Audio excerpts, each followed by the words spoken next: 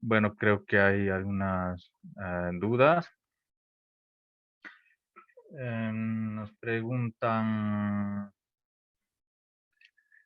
Nos preguntan, ¿qué diferencia existe entre sobrecarga y cortocircuito? Bien, esto habíamos mencionado igual, ¿no? A pesar de que es algo básico. La diferencia entre sobrecarga y cortocircuito está en el tiempo en el que acontece, ¿no? Un cortocircuito es una elevación brusca de la corriente de forma instantánea, ¿no? En cambio, una sobrecarga podemos decir que es una elevación gradual de la corriente, cuyo valor no es tan alto como en el caso de un cortocircuito, ¿no? Y su ocurrencia es lenta, a diferencia del cortocircuito, ¿no? De la sobrecarga, justamente. Los muros cortafuegos, ¿bajo qué normas son elaborados? Bueno, este tema de los muros cortafuego lo hemos mencionado, si no me equivoco, en la primera diapositiva del módulo 3, ¿no? En la parte de diseño. Ahí estaba, ahí yo les había mostrado una lista justamente de todas las normas internacionales, la ISE y la IEEE, que son necesarias para para el diseño, ¿no? Pero recordando un poco, era la IEC, si no me equivoco, la 61936, IEC 61936, ¿no? En la parte uno, que te dan recomendaciones, criterios para diseño, ¿no? Eh, en Bolivia, eh, en Bolivia, ¿cuánto está permitido que varíe la frecuencia en condiciones normales y en emergencia? Mm, a ver, tenemos en Bolivia existe lo que son un documento que se llama condiciones de desempeño mínimo. En este documento justamente se menciona que la frecuencia en estado normal puede variar en más o menos sí, 0,5%, que para 50 Hz sería 49,75 Hz y 50,25 Hz, ¿no? Más o menos 0,5. Y en estado de emergencia, esa frecuencia puede variar en más o menos 1%, ¿no? Esto es el 1%, a ver, calculando sería, a ver, calculando 49,5 Hz mínimo y 50,5 Hz el máximo, ¿no? Y respecto a las tensiones, en estado normal, este documento operativo nos dice que la tensión debe variar más o menos 5% de la tensión nominal, ¿no? Eh, y en estado de emergencia, más o menos 10%, ¿no? Y 15%. Bien, esto sería solamente en barras.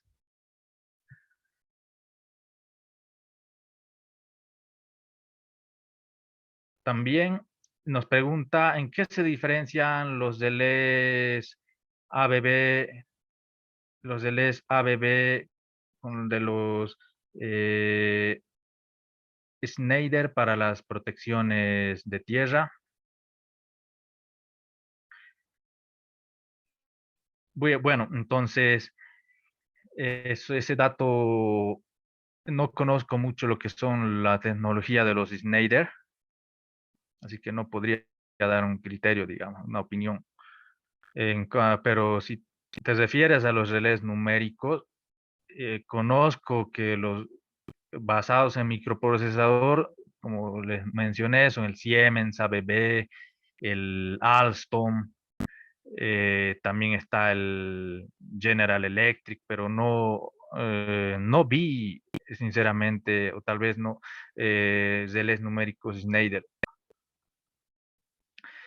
aproximadamente cuántos serían los tiempos de operación de los relés instantáneos y de interruptores? Bien, entonces, los tiempos de operación del interruptor, no existe un tiempo fijo, digamos, ¿no?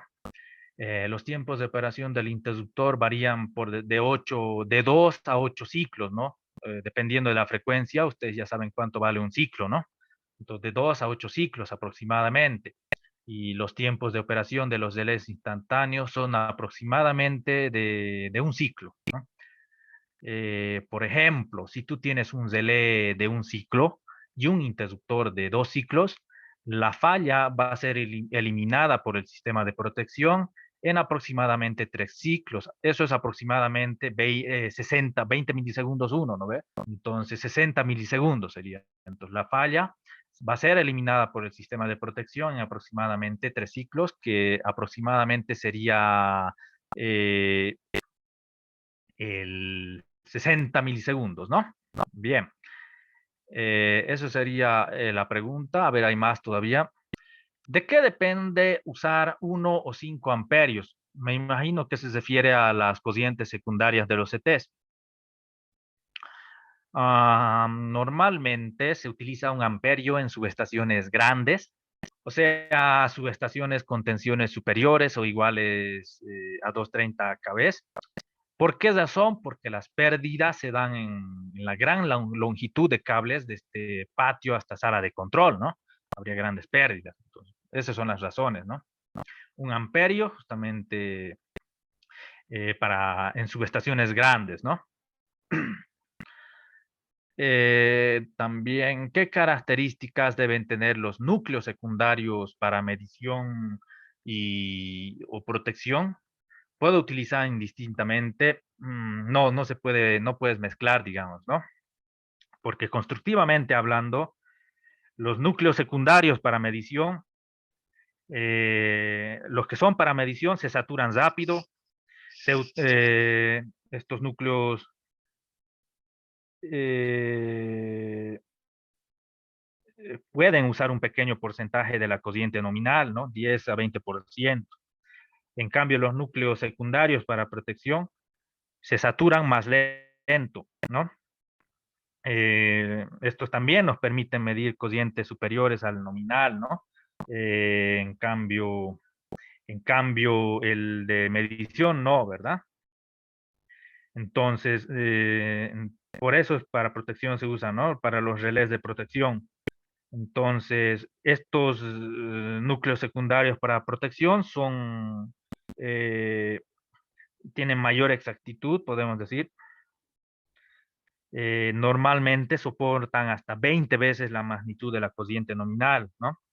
Esa sería, o sea, no puedes usar, digamos, no puedes mezclar eso, ¿no? ¿Qué tensiones secundarias existen en transformadores de tensión en un sistema de protección? Eso creo que ya lo hemos mencionado, pero no está de más volverlo a mencionar. Generalmente hay la norma IEC, ya les había mencionado, nos dice justamente que las tensiones secundarias pueden ser 100 voltios, 110 voltios, 200 voltios, 120 voltios, 115 voltios, 230 voltios, ¿no? El que se usa mayormente es el de 115, ¿no? 115 fase. Con eso quiero decir fase. Y fase neutro sería 66.4, que es 115 entre raíz de 3, ¿no?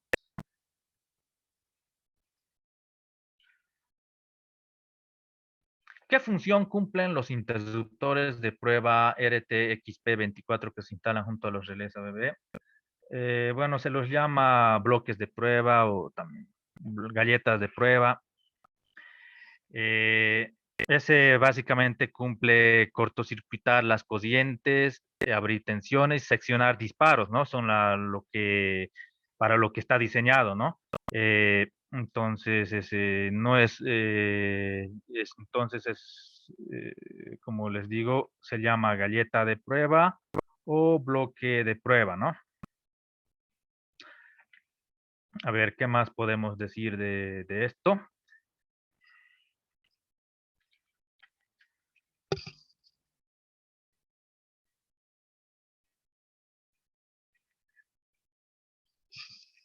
Entonces, como les digo, para cortocircuitar las corrientes y seccionar tensiones y seccionar disparos, ¿no? Se usa para hacer pruebas justamente, ¿no?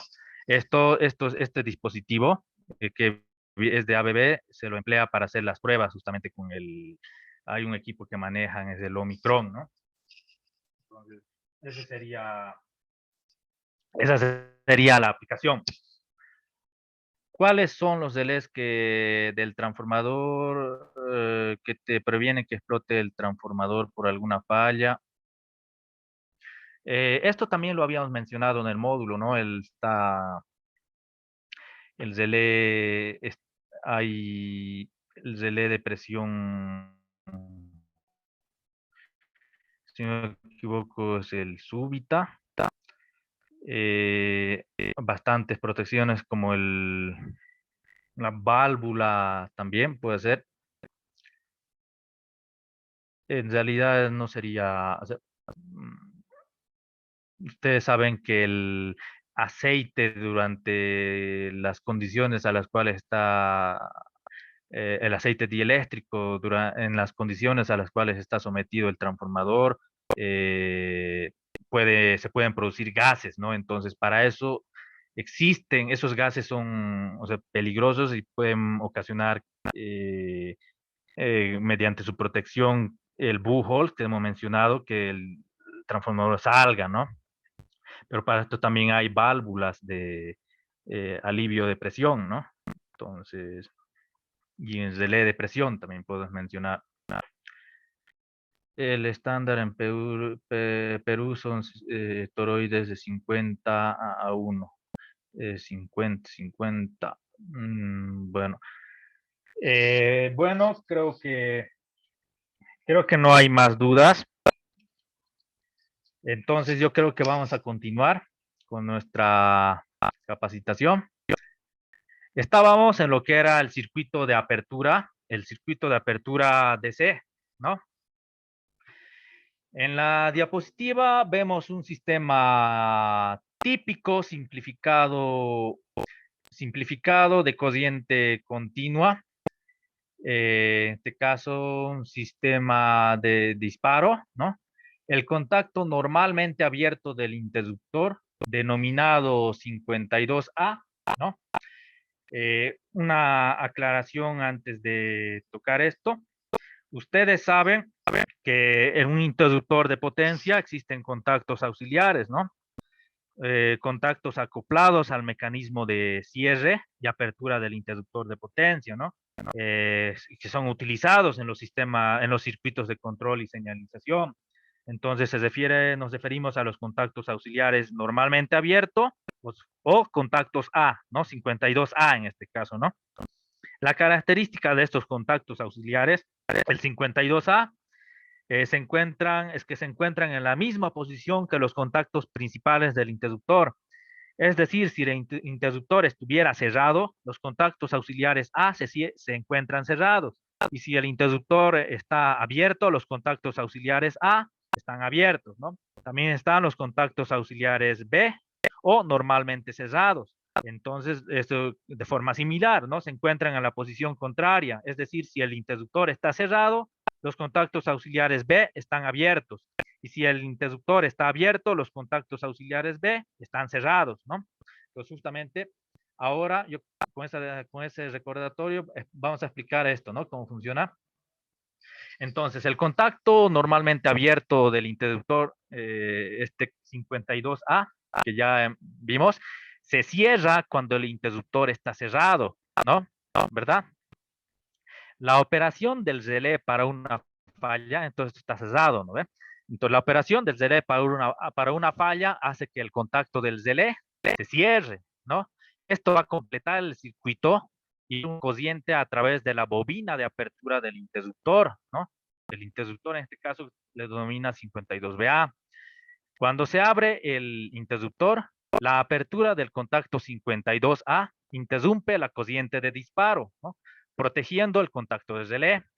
Los contactos de relé, los contactos de relé pueden frecuentemente cerrar el interruptor, pero no pueden interrumpir la corriente de apertura.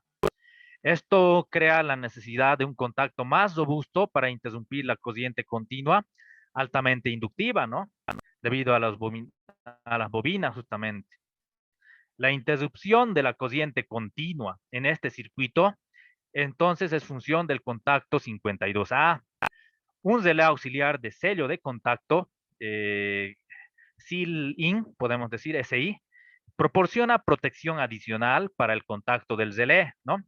El contacto de sello, entonces, este SI, se cierra cuando la corriente de apertura comienza a circular sin pasar por el contacto del relé, ¿no? La acción del contacto de sello, entonces, evita que el contacto del relé interrumpa la corriente de apertura bajo cualquier circunstancia, ¿no? Entonces, los relés de protección, como bien habíamos mencionado, controlan el circuito de disparo del interruptor. También controlan el circuito de cierre del interruptor, ¿no? Entonces, bien. También tenemos dentro de lo que es el sistema de protección, la alimentación de 125, ¿no? Acá en Bolivia es 125 voltios DC, ¿no? Para los relés y los demás equipos, ¿no? Entonces, la alimentación de corriente continua a los equipos de sala de control, como relés de protección, medidores, equipos de telecomunicaciones, proviene de la sala de baterías, donde podemos encontrar el banco de baterías a 125 voltios DC de corriente continua, ¿no? La batería de alimentación es el elemento que garantiza la continuidad del suministro de la energía necesaria para el funcionamiento del equipo de protección, ¿no?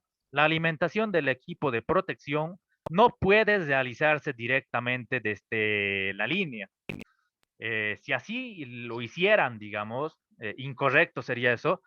Si así fuera, si se alimentara directamente de la línea, una falla que dejase sin alimentación una subestación, o sea, una falla dejaría sin alimentación a una subestación, ¿no? O provocaría una defectuosa alimentación de la misma, dejaría también fuera de servicio a todos los equipos de protección ubicados en ella, ¿no? Entonces, lo que implicaría de falla cuando un equipo de protección debe actuar, ¿no? Entonces, no tendría sentido que los DLS se alimenten, digamos, de la red, ¿no? De la línea. Esa es la importancia de los bancos de baterías, ¿no? Por tanto, entonces podemos decir un equipo de protección debe contar con una fuente de alimentación propia que le permita operar en isla. O sea, esto se refiere sin depender de fuentes externas durante un tiempo suficiente, ¿no? Generalmente, la batería de corriente continua está permanentemente conectada a través de un cargador a la línea de corriente alterna de los servicios auxiliares de la subestación, ¿no?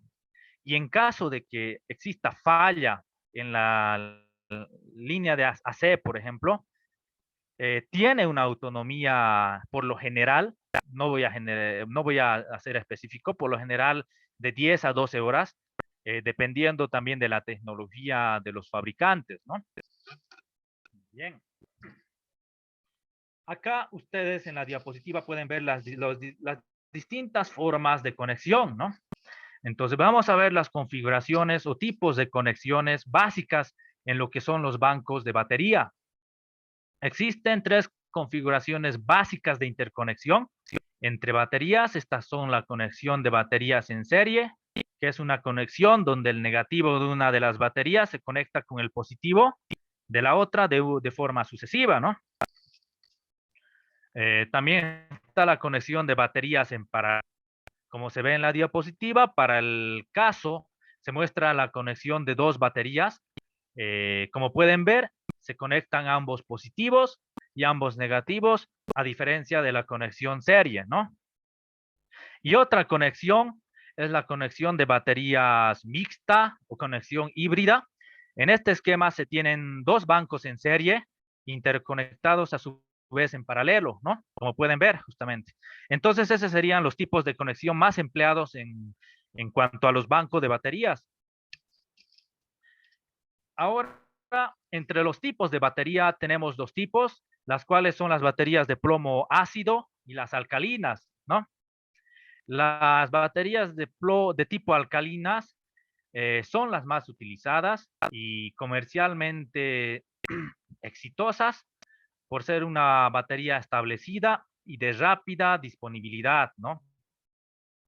El dominio de esta tecnología, conocida, es muy antigua, hace que el precio de las mismas sea más baja comparado con el resto de las tecnologías. Además, tienen una gran versatilidad, ¿no?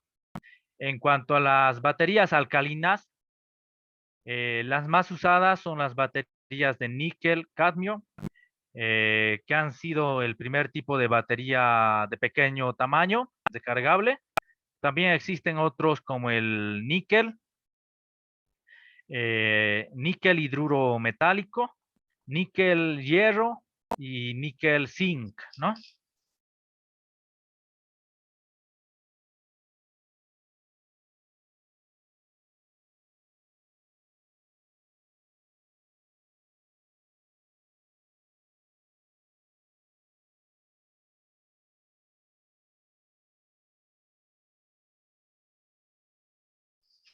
Perdón, continuando. Bien, ahora vamos a ver lo que son las funciones de protección más utilizadas. Las funciones de protección y maniobra son caracterizadas por un código numérico, como pueden ver en la diapositiva. Este código numérico indica el tipo de protección para el que está destinado un relé. Un relé puede ser fabricado para actuar solamente cuando ocurra un evento, respondiendo a ese evento de una forma única, como ocurriría en los relés antiguos de inducción, ¿no? Como ya les había comentado, en los relés de inducción, cada una de las funciones eran un equipo, ¿no? En cambio, ahora en los relés digitales, en los numéricos, se incluyen básicamente ya las funciones que tú quieras, ¿no? Dependiendo de la tecnología. Entonces, eh, otros relés y son fabricados para actuar cuando ocurran varios tipos de eventos, respondiendo a esos eventos de dos o más formas, ¿no? Como por ejemplo los relés multifunción, ¿no? Entonces, con el fin de estandarizar y universalizar los distintos tipos de funciones, el estándar, la norma internacional IEEE C372 nos describe las diferentes funciones de protección asociados, asociados al código numérico correspondiente, ¿no? En la diapositiva se ilustra justamente eso, donde podemos ver la función 21, que está destinada a lo que es la protección de distancia, ¿no? En este caso lo han puesto de distancia. La función 25 es de verificación de sincronismo, ¿no? La función 27 es de subtensión. La función 49 es térmico para máquina o transformador, ¿no? Relé, la función 50, que es para relé de sobrecociente instantáneo, ¿no? La 51, relé de sobrecociente con retardo de tiempo. La 52 está destinada a lo que es el interruptor de potencia, ¿no? Por eso en el diagrama, justamente acá,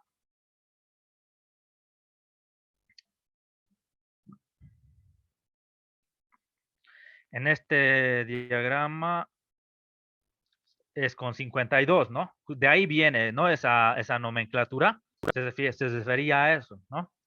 Entonces el 52 está destinado a lo que es el interruptor, ¿no? También tenemos la 59, que es el de sobretensión.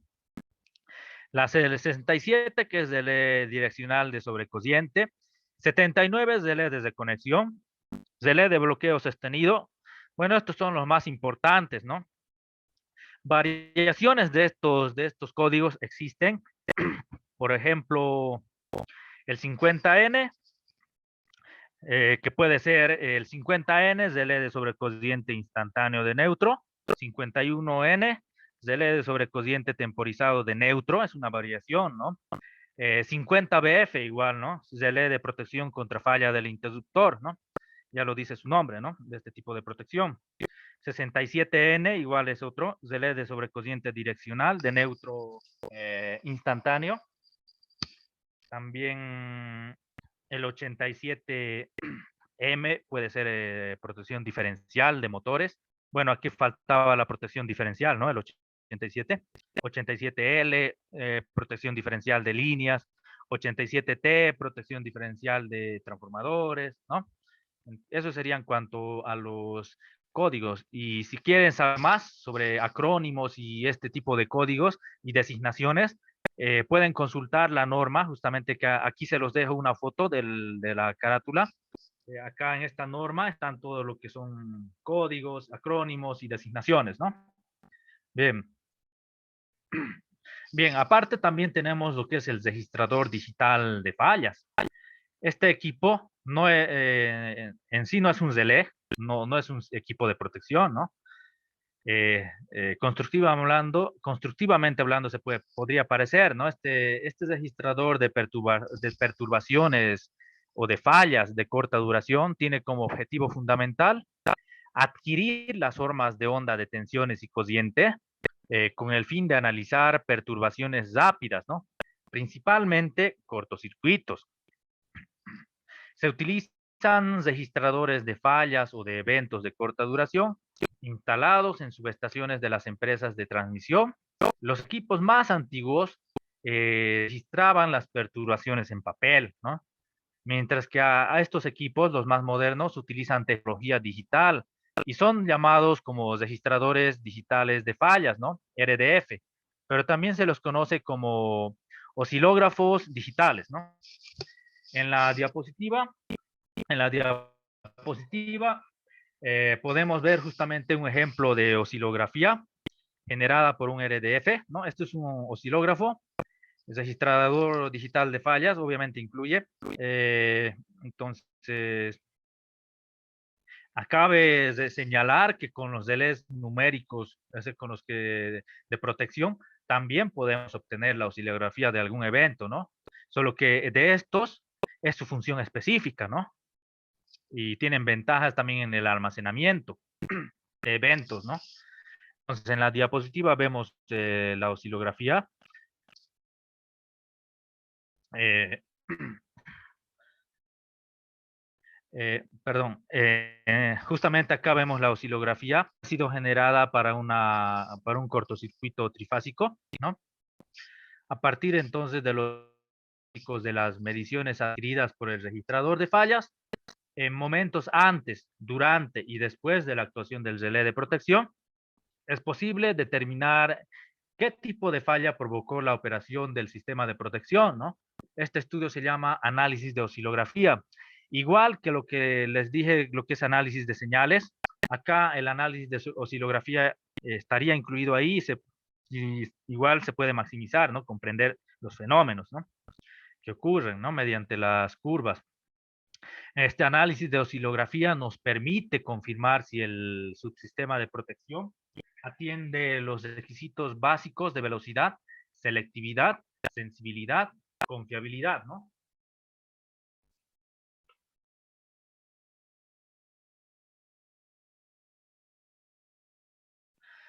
Bien,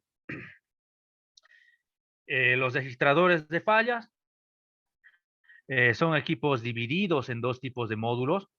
Los módulos de adquisición se conectan a los transformadores de corriente y transformadores de potencial de cada tramo y miden las magnitudes eléctricas, como bien habíamos dicho, ¿no? Los módulos de procesamiento concentran la información de los módulos de adquisición y presentan los resultados de la medición gráficamente en una tabla de datos. Una subestación tiene un módulo de procesamiento por nivel de voltaje y el número de módulos de adquisición es igual al número de líneas de transmisión, número de transformadores de voltaje. El intercambio de información entre los módulos de adquisición y del módulo de procesamiento se realiza a través de fibra óptica. En la diapositiva justamente podemos ver los dos tipos de módulo de un registrador de fallas digital, ¿no? Bien, ahora, bueno, hemos concluido ahora lo que era el sistema de protección, ¿no? Hemos visto justamente eh, conceptos previos como las fallas, los relés, arquitectura de los relés, ¿no? Los equipos involucrados en un sistema de protección, como son el transformador de corriente, de potencial, inductor de potencia, banco de baterías y el personaje principal o el equipo principal, que es el relé de protección, ¿no? Ahora nos toca ver el sistema de control y supervisión. Entonces, sistema de control y supervisión. El sistema de control y supervisión es responsable de automatizar una subestación, lo que significa hacer de forma computarizada lo que antes hacían los operadores de forma manual, ¿no? Con este sistema, actividades como el registro de medidas, maniobras de seccionadores, maniobras de interruptores, verificación de alarmas, entre otras, se realizan de una forma más rápida, eficiente y segura, ¿no? Sin que ocasionen ni siquiera eh, una intervención local por parte de los operadores, ¿no? Las actividades más importantes que un sistema de control y supervisión debe realizar son monitoreo, donde se presenta al operador el estado de los equipos presentes en una subestación, por ejemplo, interruptores, seccionadores, etcétera, además de indicaciones de medidas relevantes como potencia activa y reactiva, ¿no? Voltaje, corriente, frecuencia, factor de potencia, posición de taps y temperatura de los transformadores, ¿no? Comandos de moto, donde se dan maniobras de los equipos de la subestación. Desde la sala de control, por medio de una interfaz gráfica de comando, ¿no? Alarma, donde se informa al operador cambios de un estado importante para determinar, ¿no? Se caracteriza una irregularidad funcional de algunos equipos, de los límites operacionales de medidas o del sistema digital, ¿no? También está lo que es el registro de datos, donde se debe almacenar toda la información sobre medidas, indicaciones de estado, ¿no? Alarmas, hasta acciones operativas, ¿no? Lo que permite un análisis general posterior a la operación, ¿no? También tenemos secuencia de eventos, que consiste en el registro de información del sistema de protección, ¿no? Específicamente de los relés y los comandos de apertura y cierre, ¿no? De los interruptores y seccionadores, ¿no? Eh, en esta etapa se almacenan alarmas de protección, registros de actuaciones, disparos y otra información relevante, ¿no? Bien, gráficos de tendencia, igual menciona, que se refiere a la información de magnitudes analógicas con sus respectivas variaciones en el tiempo, ¿no? Lógica de enclavamiento, en donde bloquea o permite acciones de comando en el equipo.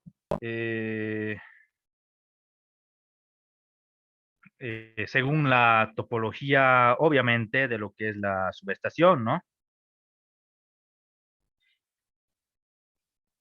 También está el interfaz, perdón, lógica de enclavamiento, ¿no? En donde bloquea o permite acciones de comando en el equipo según la topología de la subestación, ¿no? Interfaz hombre-máquina, funciones gráficas de operación que permiten la visualización de estados de equipos, ¿no? Verificación de medidas tomadas y señales de alarma son incluidas acá, ¿no? Bien, ahora vamos a ver lo que es la unidad de adquisición y control, UAC. En la diapositiva pueden ver el dispositivo real con sus 8 módulos y a la izquierda un diagrama un poco general, ¿no? Entonces, las unidades de adquisición y control UAC son responsables desde compilar y procesar toda la información de una subestación eléctrica. Estos equipos son modulares y cada módulo es responsable de una función específica, ¿no? Como pueden ver. Los módulos son alimentación, entradas y salidas, procesamiento, comunicación, anomalía, entre otros que podemos mencionar. Estos módulos, a diferencia de los registradores de fallas, están en el mismo panel unidos por una barra en el que se intercambia información entre módulos, ¿no? Por lo tanto, también se pueden llamar tarjetas, justamente como vemos en la diapositiva, ¿no? Entonces, este es otro equipo más. Vemos ahora lo que es las características de una unidad de adquisición de datos. Como les adelantaba en la anterior presentación, cada módulo de una unidad de adquisición y control posee características como el módulo de la fuente de alimentación, que es responsable de suministrar energía a los otros módulos, ¿no? A los otros módulos, perdón. Consta de una fuente de alimentación conmutada, conversora que tiene entrada de 125 voltios DC. Esa tensión es muy importante, ¿no? Que se recuerden. O 110 a 220 voltios AC. Y salida según las necesidades de otros módulos, ¿no? Otras tensiones, por ejemplo, que tienen son para de salida 24 o 48 voltios DC. Los módulos de entrada y salida son responsables de recibir el cableado de campo. En el caso de los módulos de entrada, la función es convertir señales de voltaje o corriente en señales de lenguaje de computadora, ¿no? Bits y bytes. Los módulos de salida, por otro lado, siguen la ruta inversa, se puede decir, es decir, podemos decir entonces que convierten bits y bytes en señales de voltaje o corriente, ¿no? Es necesario entonces que estos módulos cuenten con circuitos que protejan al UAC, a la unidad de adquisición de datos, ¿no?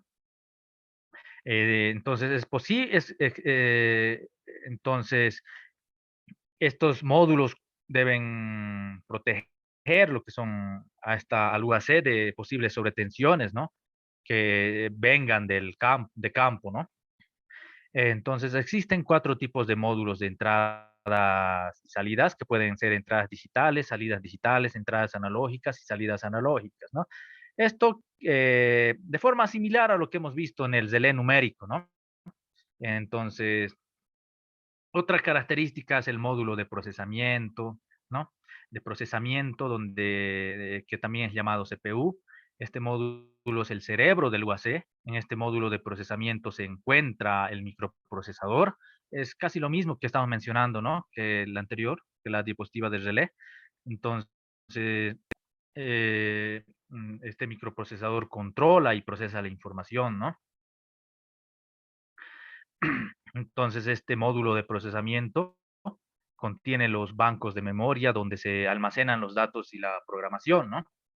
Este módulo también contiene los circuitos electrónicos para realizar la comunicación de datos entre la UAC y el sistema central, ¿no?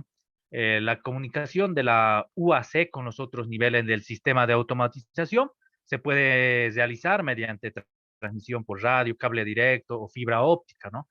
Esta comunicación se establece siguiendo estándares físicos y lógicos con velocidades de transmisión características de cada estándar, ¿no?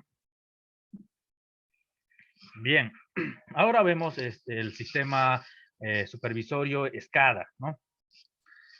Los sistemas de supervisión, control y adquisición de datos, o SCADA, para abreviar, bueno, viene de su nombre en inglés, Supervisory, Control and Data Acquisition, son software que le permiten monitorear y rastrear información sobre un proceso de producción o instalación física, ¿no? Estos sistemas también se denominan comúnmente sistemas de supervisión. Los sistemas SCADA, perdón, son esenciales para las organizaciones industriales, ya que ayudan a mantener la eficiencia, procesan datos para obtener resultados más inteligentes, se puede decir, y comunican los problemas del sistema para ayudar a reducir el tiempo, ¿no? El sistema SCADA incluye componentes de hardware, software. El hardware recopila y consume datos en computadoras, ¿no? Que tienen instalados el software SCADA. Luego la computadora procesa estos datos y los presenta en tiempo real, ¿no? SCADA también registra y todos los eventos, ¿no? En los archivos, los almacena en el disco duro, los envía a la impresora, ¿no? La aplicación de SCADA eh, es bastante importante en los que son los sistemas de potencia, ¿no? En la parte de automatización, ¿no? Entonces, como bien les había dicho, SCADA recopila información de los relés de protección y de las unidades de adquisición y control, o sea, los UAC, ¿no? Y luego presenta toda la información de la subestación al operador a través de interfaces gráficas e interactivas, ¿no? Esta información se divide en las siguientes pantallas, como podemos ver, el diagrama unifilar general, ¿no? El diagrama unifilar de servicios auxiliares, igual, o lista de alarmas y lista de eventos, ¿no? El SCADA, al igual que la UAC que vimos anteriormente, posee una base de datos, pero esta base de datos necesita información precisa sobre la descripción y números operativos de los equipos, ¿no? Ya que es a partir de esta información que se van a tomar las decisiones operativas de la subestación, ¿no? Esta base de datos es mucho más compleja que la base de datos de los dispositivos UAC que ya vimos, ya que concentra toda la información de control y protección de la subestación eléctrica, ¿no? Las pantallas de diagrama unifilar, como ven en la diapositiva, muestran la posición de todos los seccionadores e interruptores de potencia de la subestación, ¿no? Y a través de estas pantallas es posible enviar comandos de apertura y cierre para estos equipos, ¿no? Entonces, la pantalla también muestra mediciones analógicas y señales de equipos interconectados, ¿no? Que justamente como vemos en esta diapositiva, ¿no? Entonces, para permitir la operación de la subestación sin interacción con los equipos de campo, la máquina que aloja el SCADA se llama HMI, interfaz hombre-máquina, ¿no? Ya que esta máquina es el punto de interacción entre los operadores de la subestación y los equipos digitales, ¿no? Bien, también, bueno, ahora vamos a pasar a lo que son los sistemas de telecomunicaciones. Ya hemos visto lo que son los sistemas de control, sus equipos asociados, sistemas de control y supervisión, ¿no? Ahora los sistemas de telecomunicaciones, que no deja de ser importante, ¿no? Bien, sistemas de telecomunicaciones. El sistema de telecomunicaciones se encarga de conectar todos los equipos de los sistemas de protección, control y supervisión, ¿no? Además, este sistema envía la información a otros centros de control, ¿no? La interconexión de dos o más computadoras y otros dispositivos con el propósito de intercambiar información se denomina red de computadoras, ¿no? Entonces, de acuerdo con la configuración del sistema de comunicación, ¿no es cierto? Eh, su finalidad la finalidad que tiene el sistema de comunicación, las características técnicas del sistema de comunicación y de acuerdo también con la longitud de la red, las redes de comunicación pueden ser LAN, MAN o WAN, ¿no? Tipos de redes. Entonces, las redes de tipo LAN, Local Area Network, red de área local, son denominadas así, porque cubren solo un área un área limitada, ¿no? 10 kilómetros como máximo podemos decir, ya que físicamente cuanto mayor es la distancia de un nodo de red a otro, ¿no? Mayor es la tasa de errores que ocurrirán debido a la degradación de la señal, ¿no? Entonces, las LAN se utilizan para conectar estaciones, podemos decir, servidores, periféricos y otros dispositivos que tienen capacidad de procesamiento en un hogar, ¿no? Oficina, escuela y edificios cercanos, siendo la configuración de Z utilizada en el sistema de automatización de la subestación. El MAN, Metropolitan Area Network, es una red de comunicación que se extiende por una ciudad, ¿no? Un ejemplo más conocido de MAN es la red de televisión por cable que tenemos en muchas ciudades, ¿no? Una WAN, Wide Area Network, red de larga distancia, también conocida como red distribuida geográficamente, es una red de computadoras que cubre una gran área geográfica, con frecuencia un país o un continente, ¿no? Se diferencia, por tanto, de las redes LAN y MAN, ¿no? La WAN es más grande, la que existe, la más grande que tenemos es el Internet, ¿no? Bien. Ahora que hemos visto algunas definiciones de los tipos de redes, vamos a ver los equipos que habitualmente ustedes van a ver en una sala de control dentro de lo que es una subestación, ¿no? Ustedes van a ver, por ejemplo, el switch de comunicaciones, ¿no? En el sistema de telecomunicaciones se pueden entonces destacar muchos equipos para las subestaciones, ¿no? Entonces tenemos el switch, que el switch es un equipo que gestiona el tráfico de información en la red. Este equipo cuenta con varios puertos de comunicación que sirven tanto para recibir como para enviar paquetes de datos, ¿no? El switch realiza una lectura básica de los datos enviados para saber quién es el destinatario de la información, ¿no? Entonces, eh, entonces, eh, entonces, de esta forma se dirige lo que es el tráfico, ¿no? Evitando, en este caso, sobrecargar la red. Entonces, es posible interconectar varios switches en la misma red.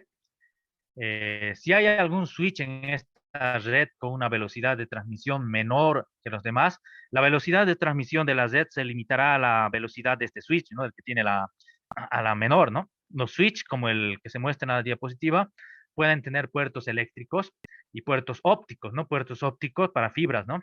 En el mismo equipo, ¿verdad? Como acá estamos viendo justamente, ¿no? En este caso, este tipo de switch es del fabricante Cell, ¿no? Entonces, bien, pasemos ahora al siguiente equipo utilizado en las comunicaciones. Bueno, este es un equipo ya antiguo. El app que estamos viendo en la diapositiva tiene la misma funcionalidad que el switch, pero con una desventaja considerable.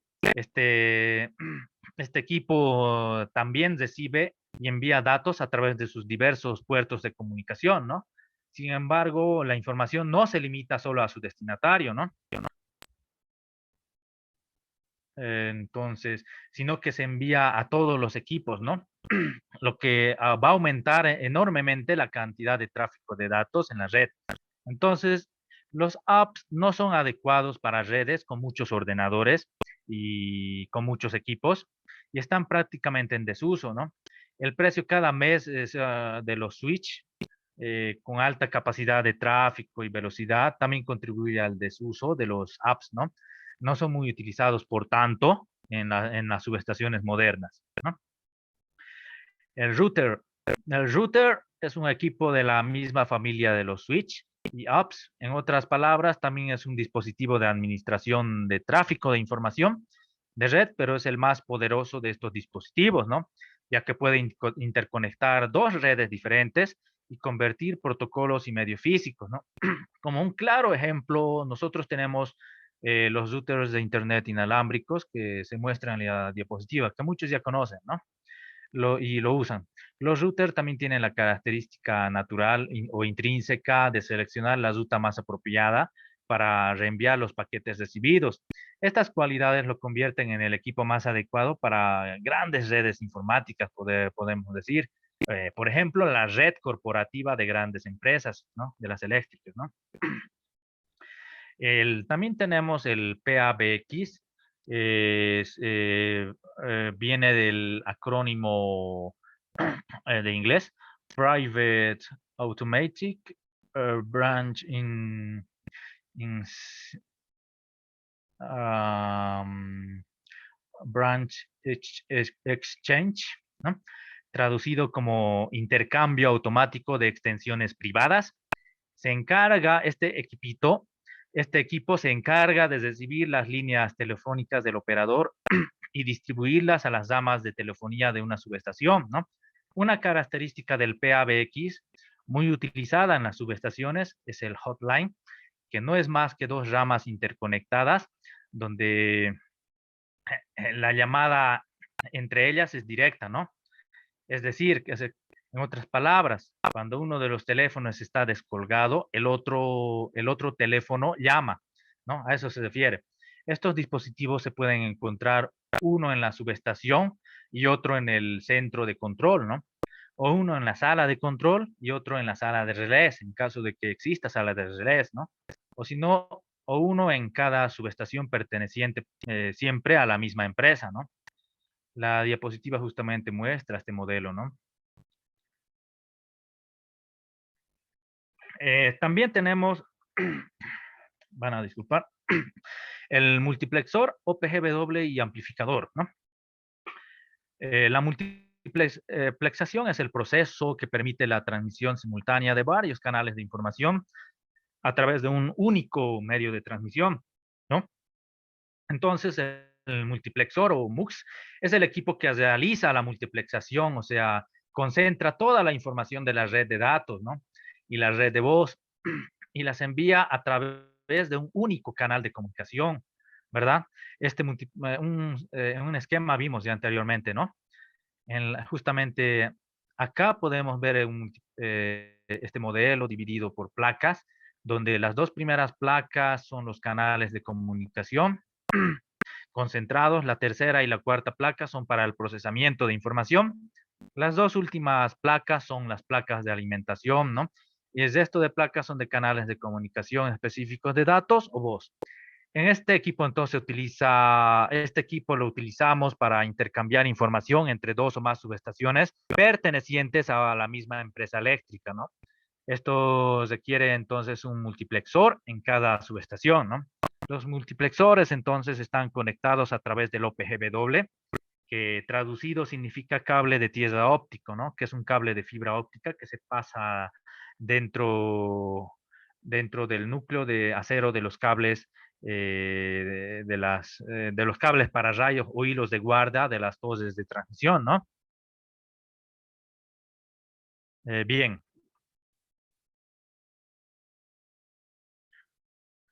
bien. Entonces también, como les había comentado, tenemos entonces dependiendo de la distancia de la línea de transmisión, ¿no?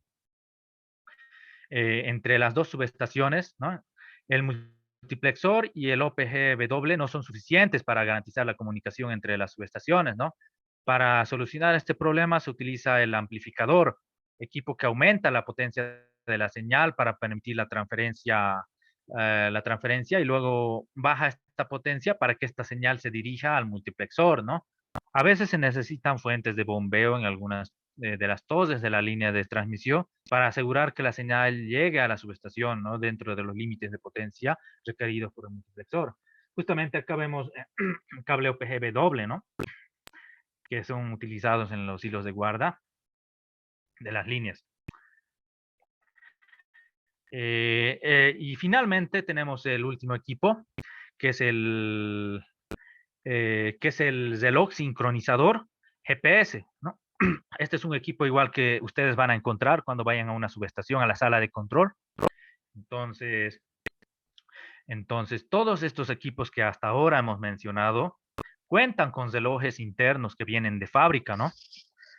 Por ejemplo, el relé digital, los AP, ¿no? El registrador, ¿no? O sea, vienen de fábrica con diferentes horarios. Esto puede generar graves errores al procesar la información.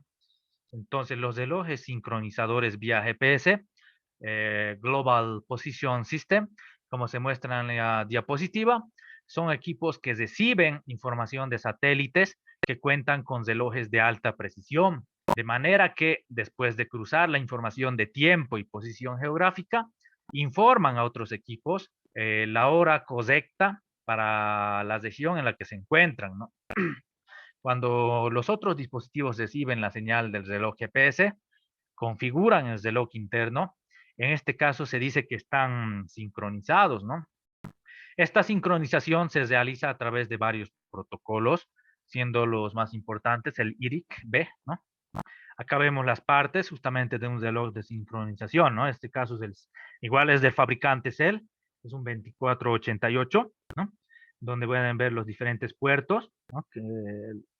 La alimentación, contactos para anomalía, ¿no? Que ven esta parte, ¿verdad? Bien, entonces, veamos la importancia de este equipo.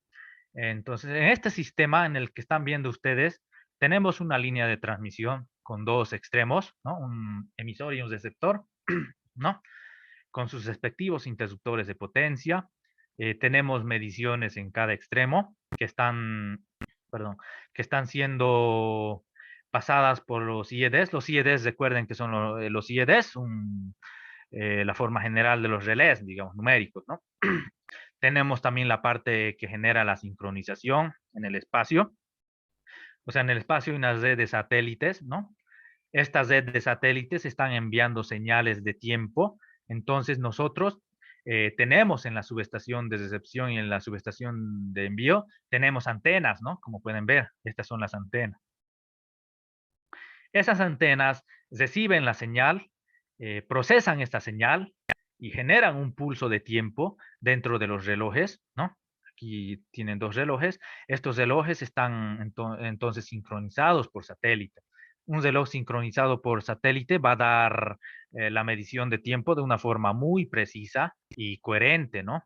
Entonces esa señal de tiempo puede ser ingresada dentro del IED y el IED con la medición de voltajes y cocientes puede generar una señal fasorial, ¿no? Esta aplicación es simplemente para indicar por qué necesitamos un reloj sincronizado por satélite, ¿no? Necesitamos este reloj justamente para tener estampas de tiempo en cada una de las señales, ¿no? Y para que todas las decisiones estén montadas sobre la misma escala de tiempo, ¿no? En forma general, para sincronizar todos los equipos, ¿no? Bien. Bien, ahora como vamos a ver la última parte de esta sesión, de este módulo, que son los tableros eléctricos para sistemas de control y protección, ¿no? Paneles de control y protección, ¿no? La instalación de los equipos mencionados en este módulo se realiza a través de los paneles de protección y control, como el que se muestra en la diapositiva, ¿no? Estos paneles tienen diferentes formas y tamaños, generalmente estandarizados por la empresa encargada de instalar el sistema de protección, control y supervisión, ¿no? Acá vemos un ejemplo justamente, ¿no? En este caso es el panel del fabricante Siemens, ¿no? Y sus respectivos relés.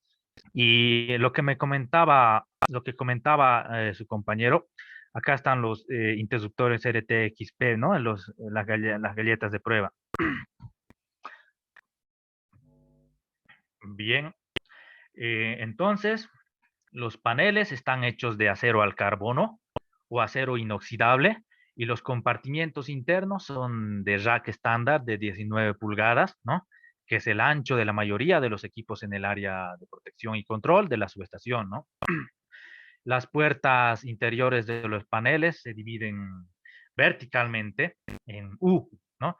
El U es la unidad de rack, ¿no? Que es una medida de altura en la que se dividen los equipos fabricados para subestaciones, ¿no?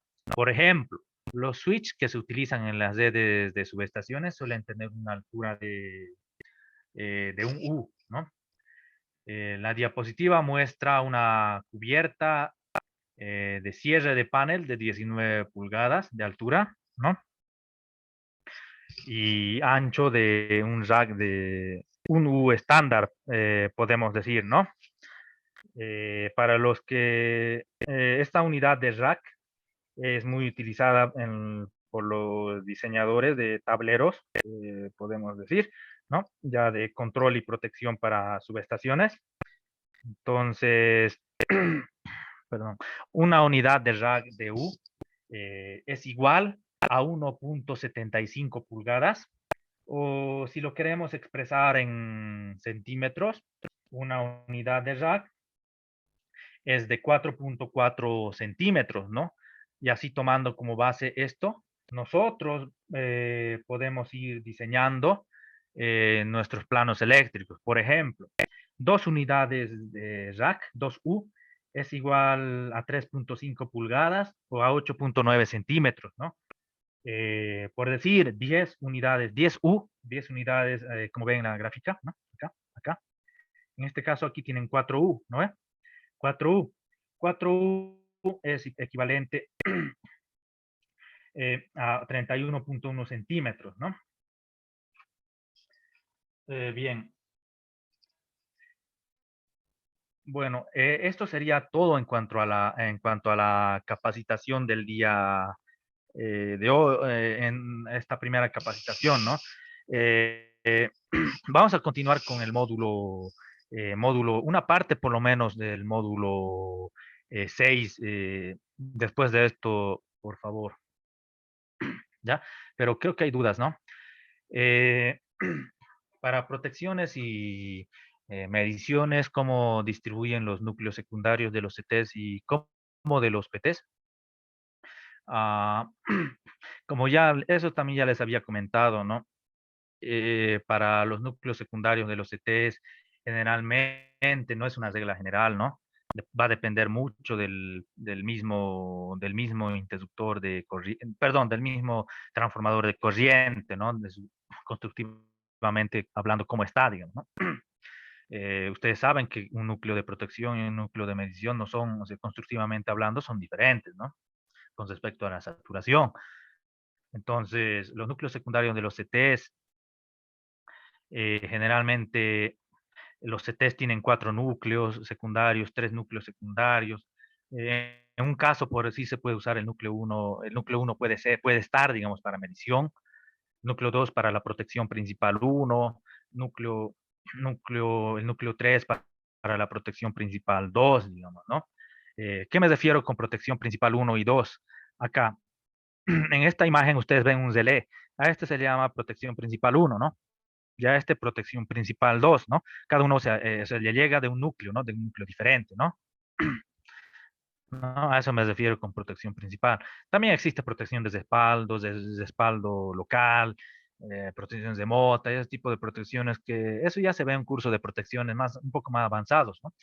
Entonces, en cuanto a los PTs, bueno, volviendo a los CTs, no es algo general, ¿no? Por decir, yo puedo tener el núcleo 1 para protección 1, protección principal 1, núcleo 2 para protección principal 2, el núcleo 3 para medición, el núcleo 4, por decir, para el registrador de eventos o el registrador de fallas, ¿no? Y también puede compartir ese núcleo 4 para el diferencial, ¿no? Entonces, así es como se distribuye, ¿no? Constructivamente hablando, ¿cómo es el interruptor RTXP? Básicamente ese equipo está constituido por contactos normalmente cerrados. Son contactos, se puede decir, para corrientes y tensiones, ¿no? Contactos, les mostraría una foto, pero no, creo que no.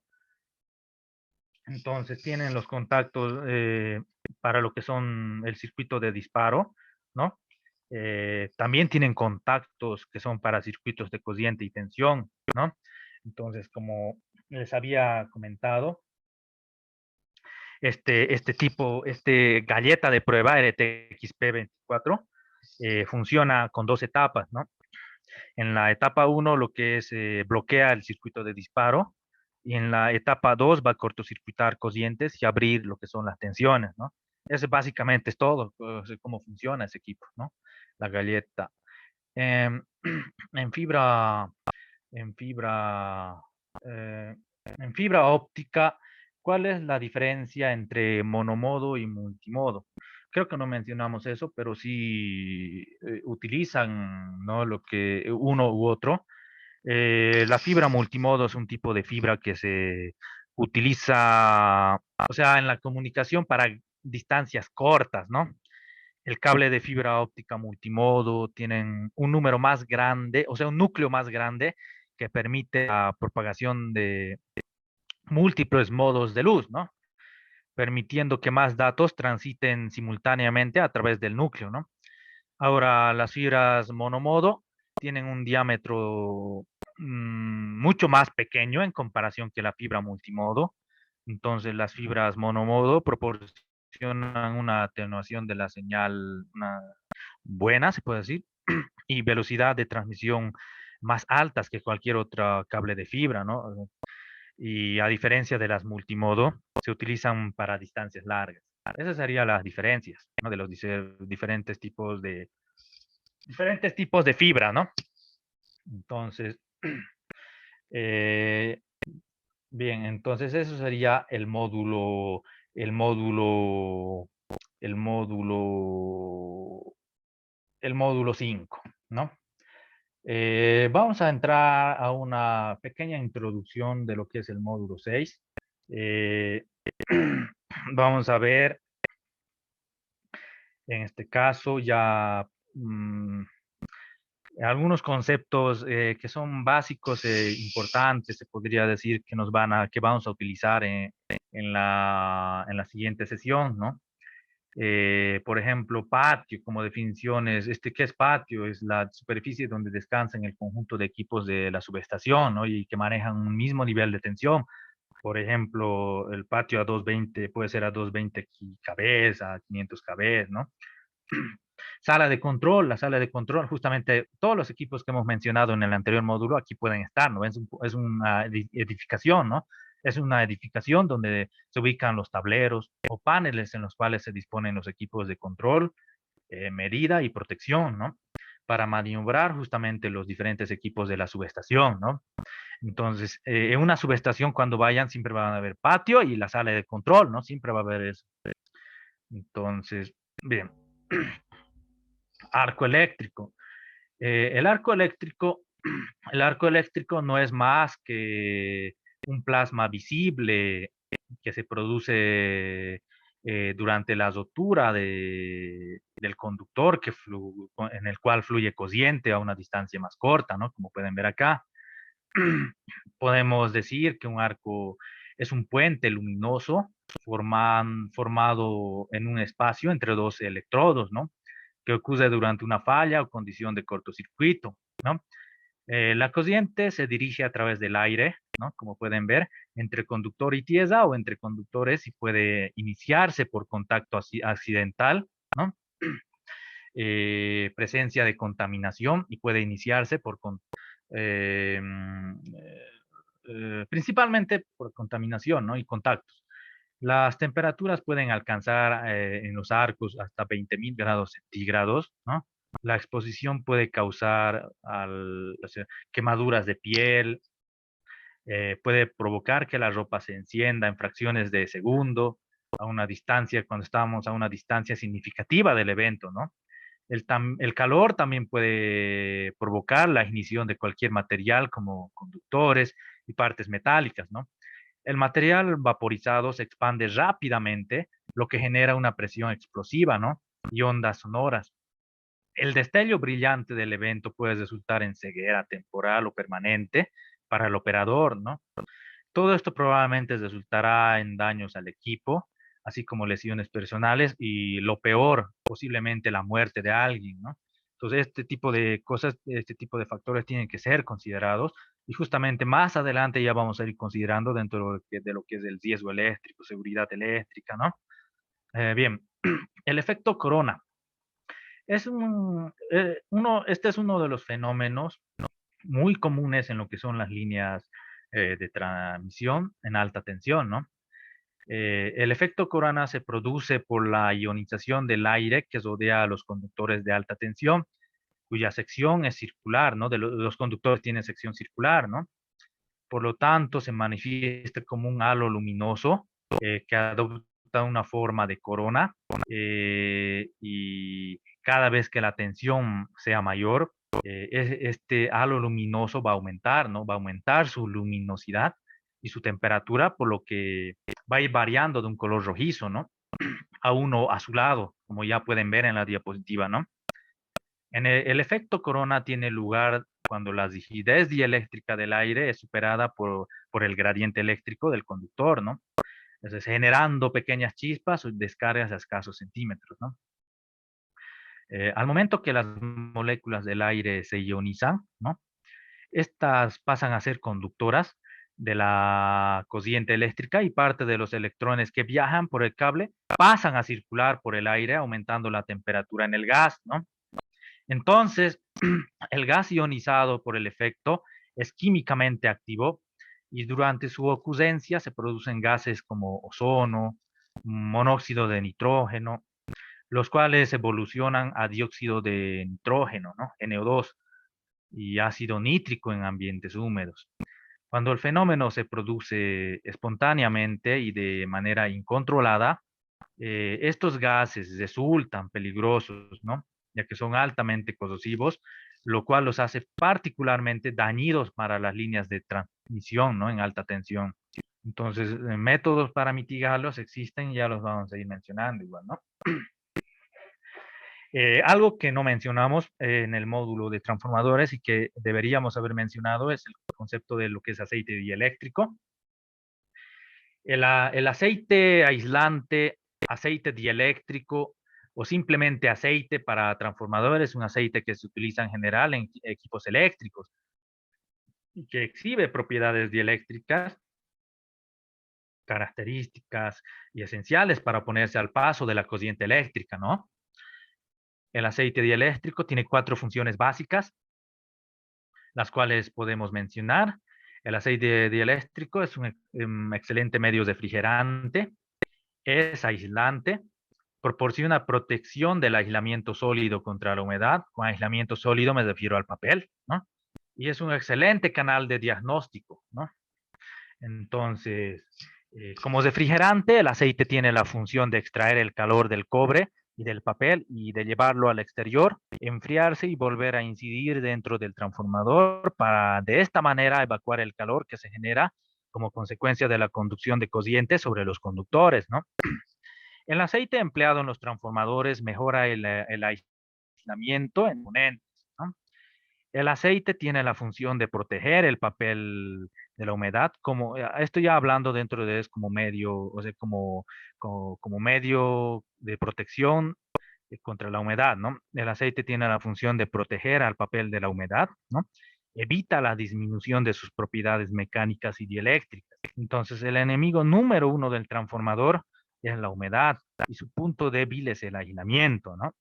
Siempre va a ser así, lamentablemente. Canal de diagnóstico. El aceite dieléctrico como canal de diagnóstico, mediante toma de muestras del aceite, se puede determinar lo que le está pasando al transformador, ¿no? Es decir, nosotros podemos diagnosticar al transformador, ¿no? Justamente a eso se refiere esta parte del canal de diagnóstico, ¿no?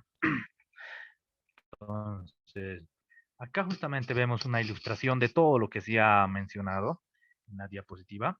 El aceite es un medio refrigerante, ¿no? Es un medio aislante, ¿no? Protector del papel, es un canal de diagnóstico, ¿no? Generalmente hay una válvula donde los ingenieros sacan una muestra, ¿no? Para su respectivo análisis de laboratorio, ¿no? Requerimientos del aceite dieléctrico. El aceite dieléctrico debe tener los requerimientos que vemos en la diapositiva, entre los que podemos mencionar. El aceite dieléctrico debe permitir una buena transferencia de calor, debe poseer una elevada rigidez dieléctrica, debe tener una baja viscosidad, debe tener un punto de fusión bajo, debe tener un punto de inflamación alto, debe evitar corrosión de materiales estructurales y aislantes, ¿no? Bueno, vamos a recordar los conceptos que también habíamos visto, que vimos en el módulo 5, permeabilidad magnética, en el 4, perdón. ¿Qué era la permeabilidad? Era la propiedad de un material o medio para atraer y concentrar las líneas de flujo magnético, ¿no? La densidad de las mismas representa el grado de fuerza que se obtiene con el material, ¿no? También podemos decir que la permeabilidad magnética es el grado de magnetización que un material obtiene en respuesta a un campo magnético aplicado, ¿no? Eh, entonces, acá vemos una curva justamente, la curva para diferentes, una curva de campo versus densidad de flujo magnético versus intensidad de campo magnético, ¿no? Donde vemos las gráficas correspondientes para distintos materiales, ¿no? Ferromagnético, paramagnético, el vacío y diamagnético, ¿no? Acá el valor de la permeabilidad del espacio vacío, 4pi por 10 a la menos 7 Henry sobre metro, ¿no? Bien. Clasificación de los materiales en función al campo magnético, ¿no? Habíamos visto los materiales diamagnéticos, paramagnéticos, ferromagnéticos, ¿no? Los diamagnéticos, por ejemplo, son repelidos por un imán permanente, ¿no? ¿No? Estos materiales diamagnéticos nos detienen, dijimos que nos detenían las propiedades magnéticas, ¿no? Cuando se elimina el campo externo, ¿no? También tenemos los paramagnéticos. Estos materiales paramagnéticos se magnetizan bastante débil en presencia de un campo magnético externo, ¿no? En otros términos, nosotros podemos decir que las sustancias tienden a ser atraídas débilmente por un imán permanente. Y también tenemos los materiales ferromagnéticos, que son aquellos materiales que cuando se colocan en un campo magnético externo se magnetizan fuertemente, ¿no? Y por esa razón, justamente el material ferromagnético es el preferido para los núcleos de los transformadores, ¿no? Entonces, eso, cuanto un pequeño recordatorio. Acá vemos la tabla periódica donde se ven los diferentes materiales, los ferromagnéticos, diamagnéticos, paramagnéticos, antiferromagnéticos que no hemos mencionado, ¿no? Los dominios magnéticos, igual. Yo les había mostrado un pequeño video, ¿no? A qué me refería con dominios magnéticos, ¿verdad? Bueno, no voy a ya a explicar ese tema, ese punto. La curva de histéresis, igual que tenía una importancia vital en lo que era el entendimiento del transformador de potencia, ¿no? Cómo funcionan los equipos de inducción, ¿no? ¿No? Cómo se va, cómo va, o sea, cómo se va formando esta curva, ¿no? Eso también ya lo hemos descrito a detalle en el módulo 4, ¿no? Correspondiente a transformadores, en la parte 1, para los que no, para los que quieren, para los que quieran saber, esto hemos descrito como paso a paso, ¿no? Paso a paso, a detalle. Entonces, también hemos visto la importancia de la curva de histéresis. Hemos visto que para los materiales magnéticamente duros, eran materiales adecuados para imanes permanentes y dispositivos de memorias, ya que tienen alta inducción remanente, ¿no? Alta fuerza coercitiva, esta es la inducción de alta fuerza coercitiva, ¿no? Es resistencia a bosado accidental, digamos, ¿no? Y el material es blando, material adecuado para motores y transformadores. Eh, Acá se caracterizan porque existen menores pérdidas, ¿no? Asociadas a campos cambiantes típicos de corriente alterna, ¿no? Entonces, el área dentro de la curva de estéresis es proporcional a la energía disipada cuando se invierte el campo magnético, ¿no? Es decir, cuando el campo magnético cambia constantemente, como en el caso de los transformadores y motores, ¿no? Ahora, como hemos visto la permeabilidad, vamos a ver lo que es la permitividad. La permitividad es muy utilizada se puede decir, para pruebas, ¿no? Pero el concepto básico es el que tenemos que saber. Cuando definimos la permeabilidad, eh, o sea, definimos lo que es la permeabilidad cuando tenemos, eh, perdón, la permeabilidad lo hemos definido cuando teníamos los campos magnéticos, ¿no? Ahora no, lo vamos a definir lo que es la permitividad, ¿no? La permitividad es una magnitud que determina la capacidad de una sustancia para resistir al campo eléctrico de una carga inducida. Este concepto se va a utilizar más adelante, ¿no? Se representa por la letra griega, epsilon. Entonces, es una propiedad exhibida por una sustancia que tiene una habilidad innata para resistir a una carga eléctrica, ¿no? Como ven en la diapositiva, una carga eléctrica inducida dentro de una estructura, ¿no? Este campo eléctrico externo es generalmente referido como densidad de flujo eléctrico, ¿no? Y los materiales que resisten a la formación del campo eléctrico se conocen como dieléctricos, ¿no? Más comúnmente aisladores. Permitividad relativa. La permitividad relativa es la relación entre la capacidad, ¿no? La capacidad Cx, capacitancia Cx de un condensador o sea, en el espacio entre y alrededor de los electrodos, ¿no? Es una relación, como pueden ver, y la capacitancia C sub 0, ¿no? Es de la misma configuración, podemos decir, de los electrodos, pero en vacío, ¿no? A eso se refiere con C sub 0. La resistividad. La resistividad eléctrica es una propiedad específica de la materia que mide la dificultad que presenta una sustancia para conducir la corriente eléctrica, ¿no? Entre mayor sea la resistividad de una sustancia, menor será su capacidad para conducir la corriente eléctrica, ¿no? A diferencia de la resistencia, que depende de la forma del conductor, la resistividad solo depende del material del que está hecho el conductor, ¿no? Y no de su forma. Por lo anterior, se dice que la resistividad es una propiedad intensiva. Se designa por, como se ve acá, este es el símbolo de resistividad, y su unidad es ohmios por metro, ¿no? También tenemos que recordar fórmulas que se vieron en circuitos eléctricos o electrotecnia, lo que algunos llevan, ¿no? Entonces, hay dos relaciones que muchos ya vimos en nuestras lesiones, justamente es el factor de potencia y tangente delta, ¿no? Entonces, vamos a definir el factor de potencia. El factor de potencia es una medida de la eficacia con la que se utiliza la energía entrante en un sistema eléctrico, ¿no?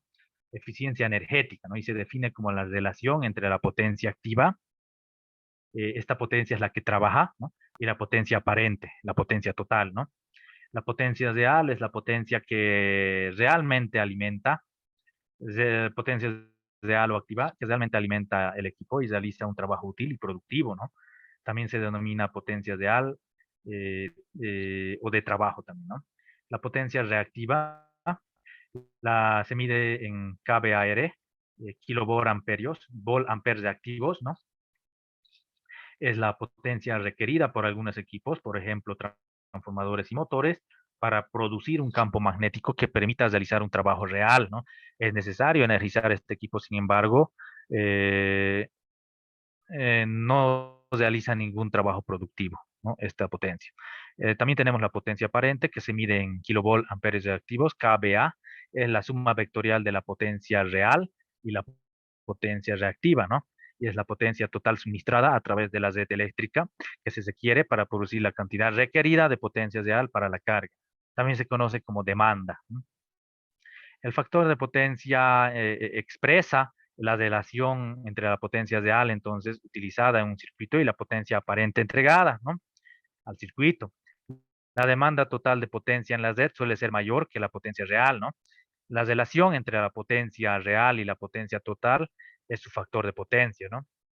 El factor de potencia. Un número, por ejemplo, entre 0 y 1 sería la relación, ¿no? Un valor. O sea, el factor de potencia puede estar entre 0 y 1, ¿no? Entonces, cuanto mayor sea el factor de potencia, o sea, más cercano a 1, más eficiente será su sitio para utilizar la potencia suministrada, más eficiencia va a haber, ¿no? El factor de potencia, idealmente hablando, es la unidad, ¿no? FP igual a 1, podemos decir, lo que significa que toda la energía suministrada por la fuente es consumida por la carga, ¿no? Cualquier valor menor a 1 significa que se requiere energía adicional para lograr la tarea real en cuestión, ¿no? Los factores de potencia generalmente se indican como adelantados o retrasados para mostrar el signo del ángulo de fase, ¿no? Las cargas capacitivas están retrasadas, la corriente adelanta el voltaje, ¿no? Y las cargas inductivas están atrasadas, ¿no? La corriente atrasa el voltaje, ¿no? Además, idealmente hablando, todos los elementos puramente inductivos y puramente capacitivos siempre tienen un factor de potencia cero, ¿no? Porque estoy diciendo puramente inductivos, ¿no? Y puramente capacitivos. Bien. Celulosa y grado de polimerización. Bueno, este tema ya de la celulosa, lo que lo vamos a ver en la siguiente sesión. Yo creo que ya me estoy excediendo demasiado el tiempo que tienen ustedes, ¿no? Eh, y me disculpo por eso justamente. Entonces, vamos a continuar ya el tema de celulosa, grado de polimerización, la sesión del día jueves, ¿está bien? Y ahí también les voy a anunciar el modelo de un trabajo que van a realizar, ¿no? Entonces, eso sería todo por esta noche. Les agradezco a todos por su participación. Eh, entonces, nos veríamos el día jueves, ¿no? Entonces, hasta el jueves. Buenas noches a todos.